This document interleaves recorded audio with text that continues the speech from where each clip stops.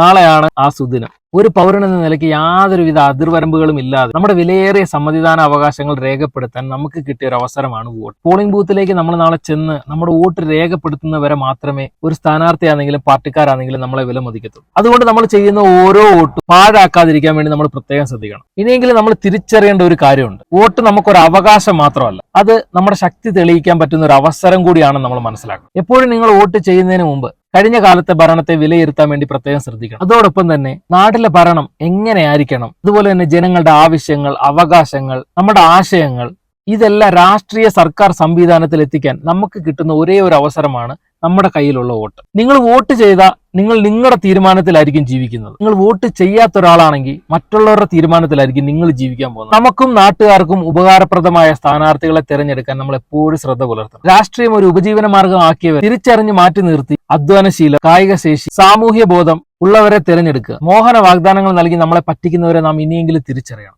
നാടിനെ, നാട്ടുകാരെ നശിപ്പിക്കാത്ത, നാടിന്റെ ആവശ്യങ്ങൾ മനസ്സിലാക്കി പ്രവർത്തിക്കുന്ന ഒരു സ്ഥാനാർത്ഥിയായിരിക്കട്ടെ ഈ വട്ടം നമ്മൾ തിരഞ്ഞെടുക്കേണ്ടത്. നിങ്ങൾ ചെയ്യുന്ന ഓരോ വോട്ടിന് മുമ്പ് നിങ്ങളുടെ ഭാവി തലമുറയെ മുന്നിൽ കണ്ടു വേണം ചെയ്യാൻ. അതുകൊണ്ട് തന്നെ നമ്മുടെ വോട്ട് പാഴാക്കാതിരിക്കാനും നമ്മൾ പ്രത്യേകം ശ്രദ്ധിക്കുക.